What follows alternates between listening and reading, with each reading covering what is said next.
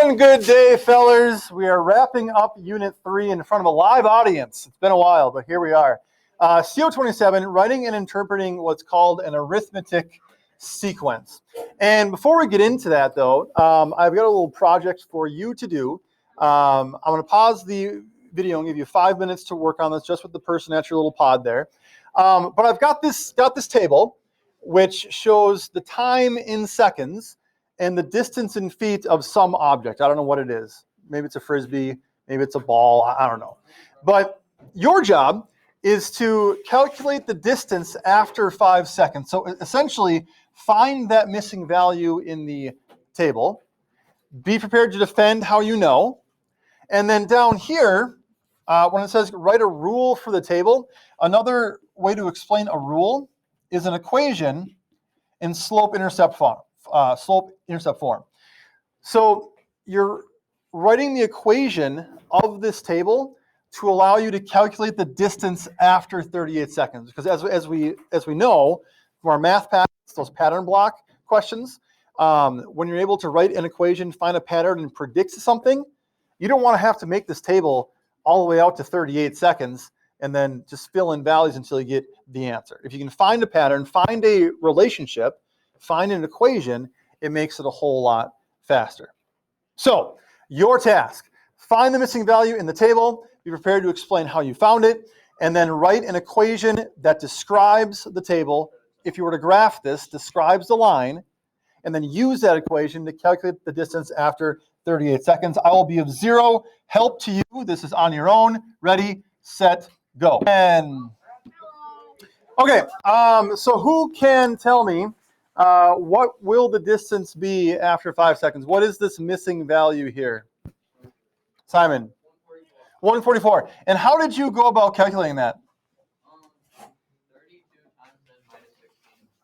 32 times n minus 16. That's what you did initially? No. Okay, what did you do initially? Plus 32 from 112. Okay, and how did you know to add 32 from 112 to get to our missing value there? All right. So, like we've seen in this unit with dealing with linear equations, they all have a certain sort of pattern to them, right? In this case, the pattern is that we are adding 32 to get from one value to the next. And our time is just going up by ones. Plus 1, plus 1, plus 1, plus 1. Okay?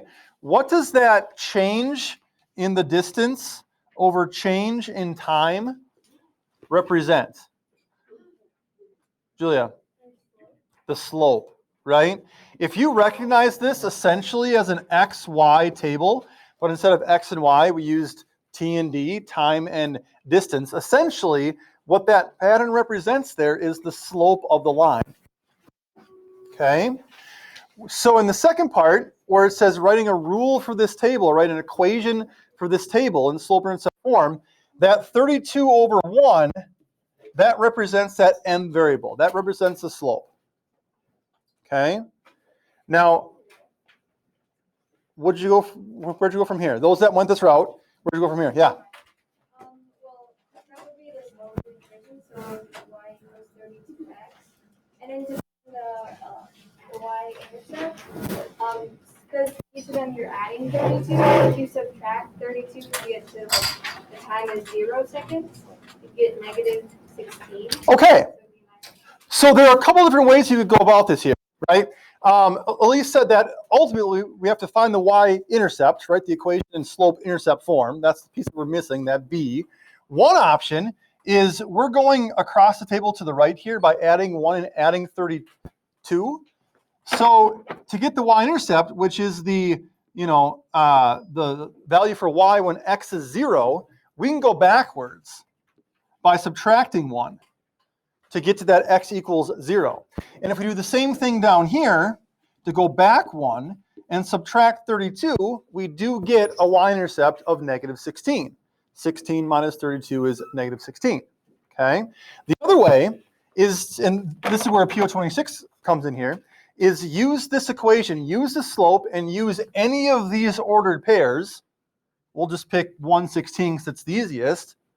Plug in 16 for y, 1 for x, and we're solving for b, right? That's what all of CO26 was really about, was once you get the slope, picking an ordered pair to plug in to solve for b. And we do this, and we essentially get the same thing that Elise did. 16 equals 32 plus b. Subtract 32 from both sides, and we get the y-intercept of -16. So as an equation, that table represents y equals 32x minus 16. 32 being the pattern, that plus 32, and the -16 being the y-intercept, which we found two different ways here. So when I ask you for the distance, or y, after 38 seconds, why is that equation very helpful?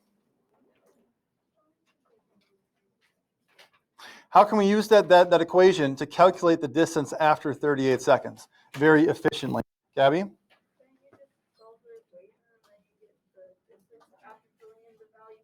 Right. This 38 just gets plugged in for x, and you solve.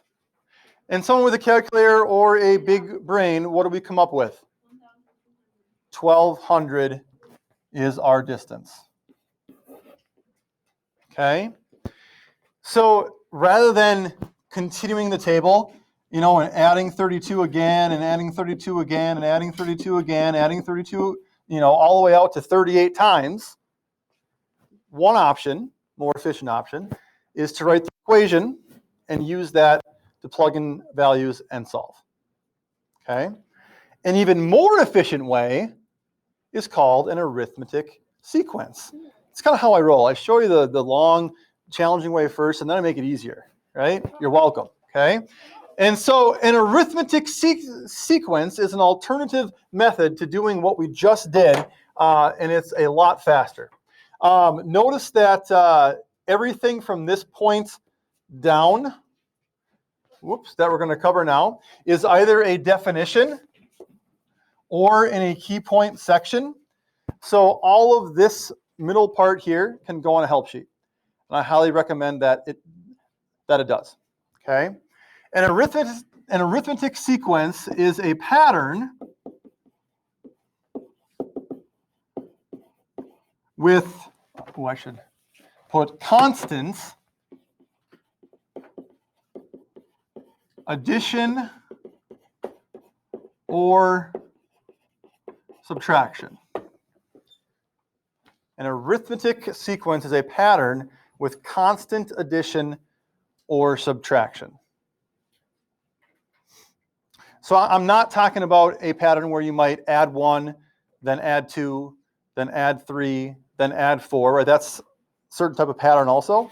It's got to be constant. So it's plus 32, plus 32, plus 32. Adding the same thing or subtracting the same thing over and over. And this right here is the formula for an arithmetic sequence. Doesn't it look fun? Okay. It's got a lot of variables in it, right? So let's kind of go through what each of the 4 of them mean. That AN, how it starts, is essentially the answer. Okay. Or it's the solution to the sequence. Okay. So in our case, in our example from up above, the answer to what we were trying to find, the 38th term in the sequence, ended up being 1,200. So in the example above, that AN, we've solved it to equal 1,200. That was the answer. A1, A sub 1, represents the first term in the sequence. Right, where the sequence starts. So in our above example, what was the first term in that sequence? Noah? 32. Not 32. That was the pattern. If you look at the table, it was 1, 1, 16. So our sequence started with 16, right? The first term was 16, the second term 48, the third term 80. That table very clearly defines that. And we solved for the fifth term, which was 144. N represents the term in the sequence you're trying to find. Okay? N represents the term in the sequence that you're trying to find. Initially, we looked for the fifth term. We got 144. But ultimately, what term were we looking for? In the above example, what number would represent the term in the sequence we were trying to find? Yes? Question mark? No. The question mark would be the answer, right? What is that term? Right? What is that term? But what's the number of the term we were trying to find? Initially, yes, but ultimately 38, right? When I asked you for find the distance after 38 seconds, we were looking for the 38th term in that table, or the 38th term in that sequence. D represents the common difference, which is essentially the pattern. It's the constant addition or constant subtraction. So in this case, what was that pattern, or what was the common difference from term to term? Quinn? 32. Right? So, instead of finding the rule, calculating the slope, finding the y-intercept, writing it out, another option is to take this arithmetic sequence, not equals, a1 plus n minus 1 times d, and plug these values in, right? An's the answer, there's nothing to plug in there. The first term was 16. That's where the sequence started. We were looking for the 38th term, so we'll take 38 minus 1 and multiply that by the pattern, or the common difference, which was 32.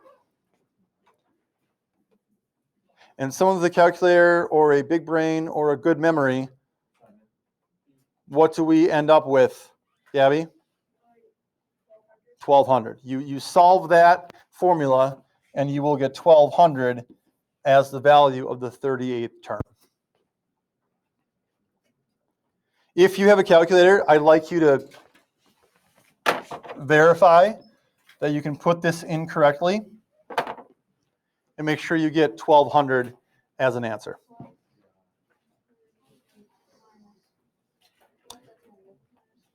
Got the correct order of operations in there, everything? Yeah.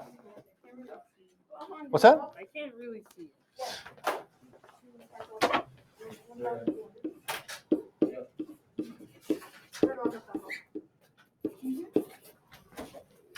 16 plus 38 minus 1, and that difference times 32. Yeah. Do we get a calculator on the test? You will be able to use a calculator on the test, yes. Every test from this point going forward, you'll have a calculator on. You had one on the last test too. Well, yeah, but the first test wasn't. The first test you didn't, because it was that test was on operations, and I wasn't testing whether or not you can push buttons in the right order, right? Okay, questions so far?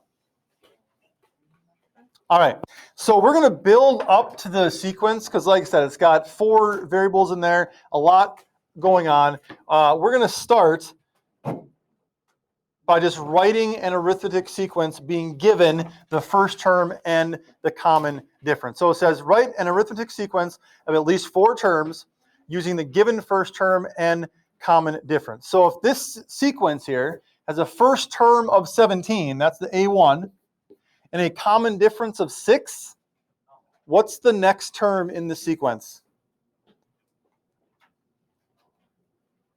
If the first term is 17, don't overthink it. First term 17, common difference of 6, what term will come next? 23. 23. Just add 6, right? What comes next?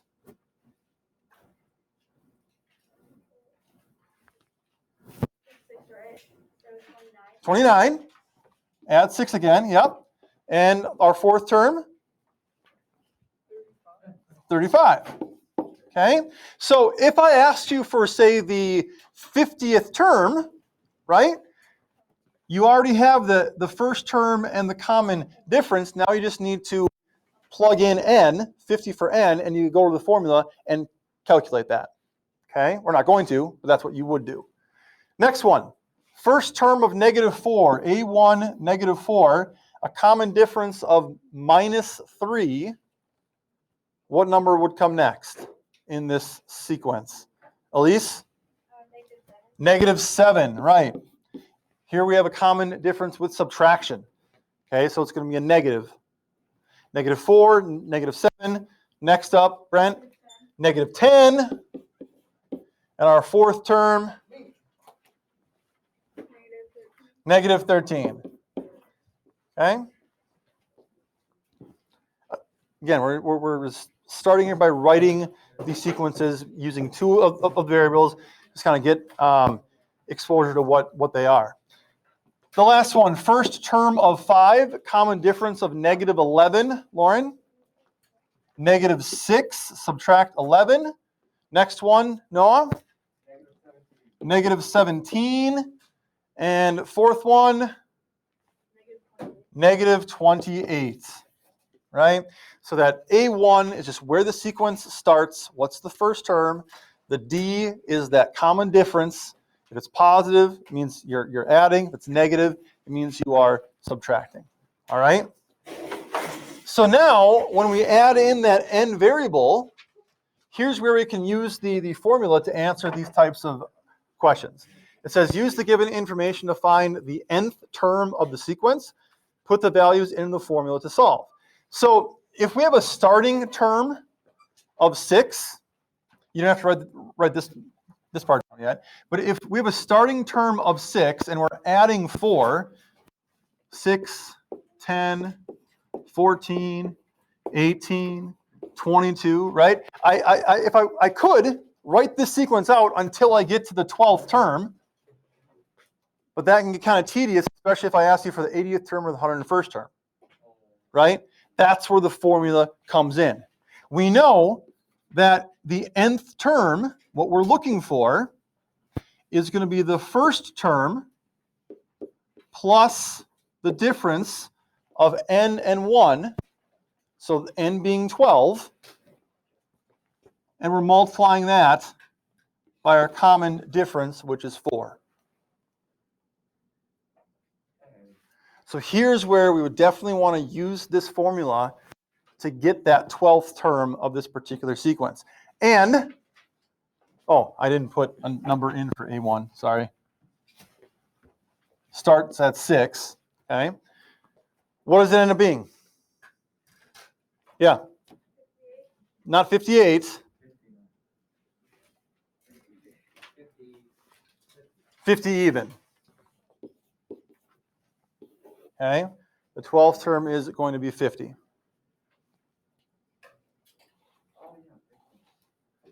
The next one. We're starting at 4. We're looking for the 80th term. We have a common difference of -3. So 4 plus 80 minus 1 times -3. What does AN equal? What is the 80th term? Simon? Negative what? Sorry? -223. Do we have a second on that? 233. -233. Okay. Sorry, you probably said that, and I'm just old. Okay. Can someone explain to me why we have this minus 1 in there, or why this formula works?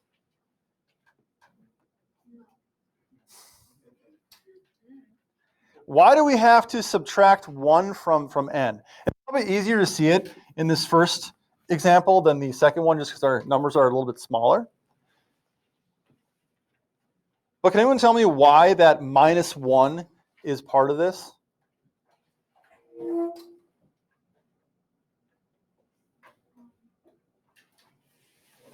If we're starting at 6, that's our first term here, and we're looking for the 12th term, how many times will we be adding 4 to 6? If 6 is the first term, and we're looking for the 12th term, how many times do we have to add 4 to 6 to get to that 12th term? 11. Right? So because we start with that first term, the reason why we subtract 1 is because to get to the 12th term, we have to add 4 11 times. So 11 times 4 is 44. We're essentially adding 44 to 6 to get to 50.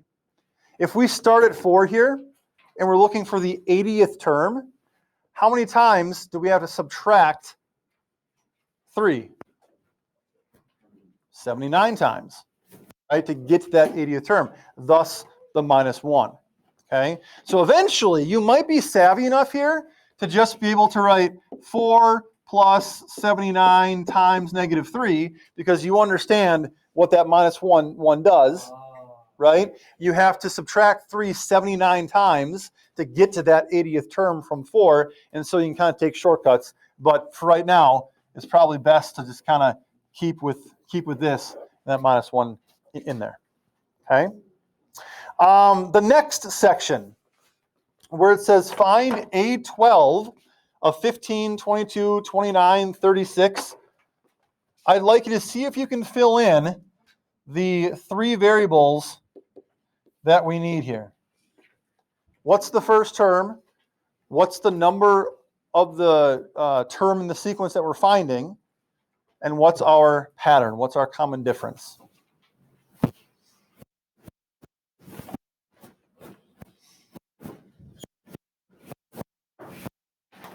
I'll give you hints. That A12 there, remember that AN is our answer. So that might be a little bit of a hint.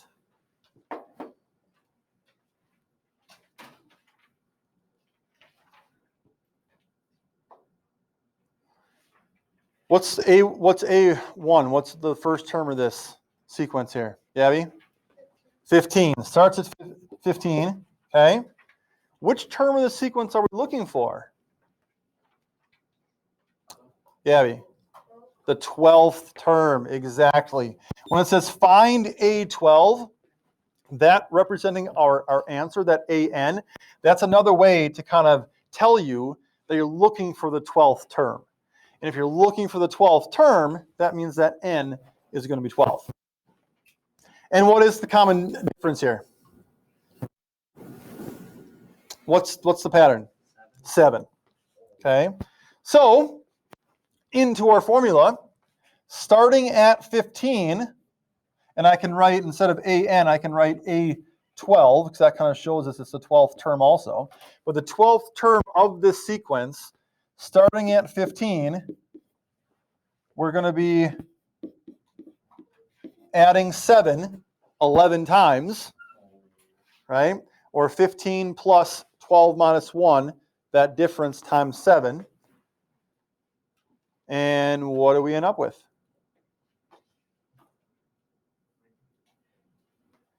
Someone maybe who hasn't chimed in much yet today and would like their voice heard. I feel like I've heard from you. I know my memory isn't great, but Josh? 92 is correct. Okay? If we're adding 7 11 times, that's 77. If we start at 15, 77 plus 15 is 92. Yeah? Will there always be a minus 1 in there in the parentheses? Yes. Yep. Let's see. I think the next two are on your quiz. So we won't go over those. Let's talk about the last one, though, because I know how much you love the last one. What's that?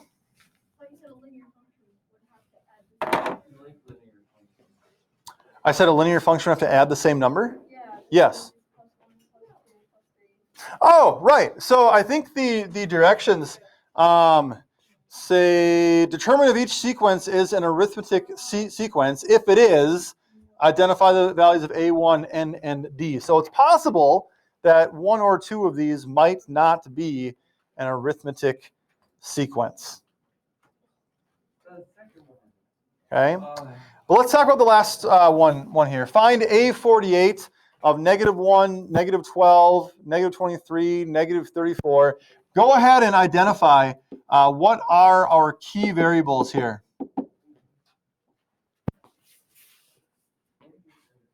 A1, N, and D. What are they based on what we have here? Bridget. -1 is where we start. That's our A1. Gabby? N is 48, right? That A48, A sub 48 is another way to write AN, but that tells us what term we're trying to find. Noah?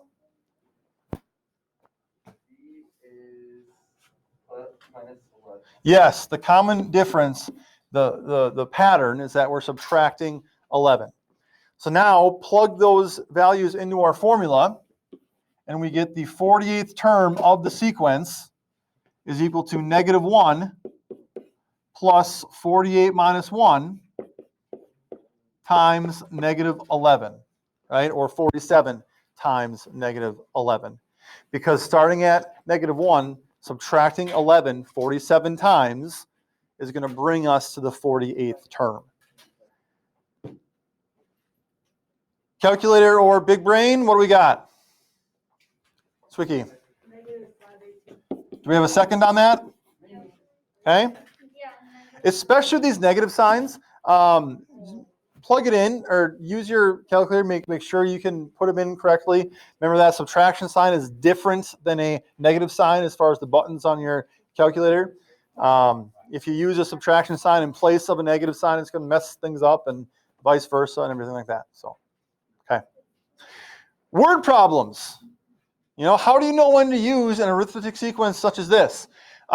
Your bank account currently has $160 in it, and consider this day one.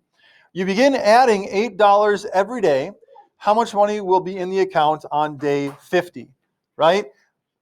Recognize you have a starting number. You have a first term here. You begin adding $8 every day. That's a common difference. That's a pattern. How much money will be in the account on day 50, right? That's the 50th term in the sequence.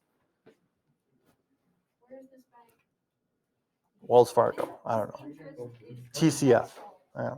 Okay. So when you can look at a situation and you've got a starting point, you've got a pattern, and it asks you for what will it be on such and such a day or whatever it is, okay? Then you've got a number of the sequence number of the term in the sequence. So our first term, 160, plus the 50th term, minus 1, times 8. It's much more efficient to go at it with an arithmetic sequence type of approach versus an equation or a table or something like that. Okay.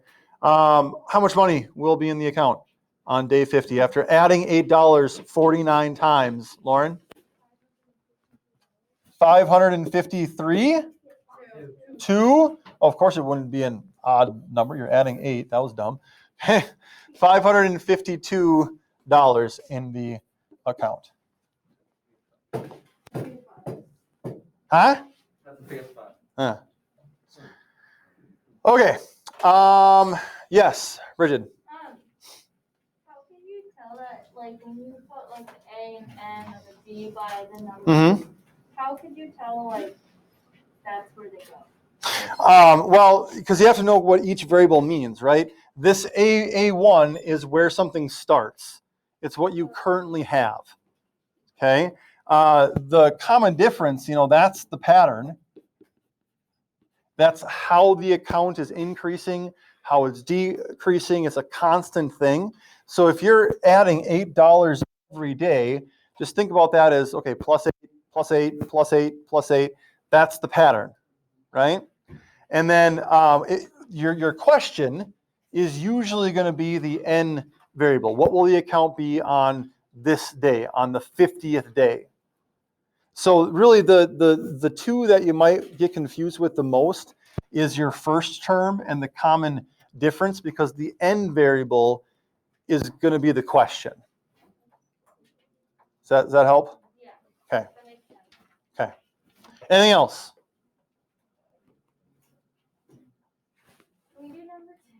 Second one? 11, yeah. I won't do that one because that one is on your quiz, but I can do the bottom one if that would.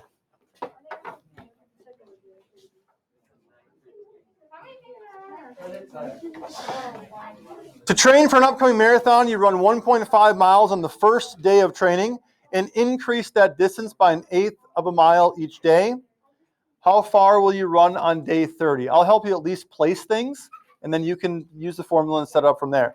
So this 1.5 miles, what clues around that number tell you which variable it represents?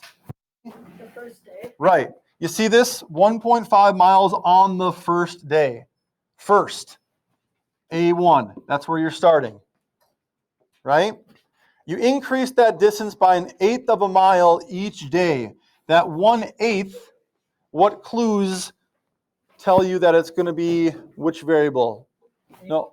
Each day, so that represents, it's the pattern, right? It's the change. It's the common difference.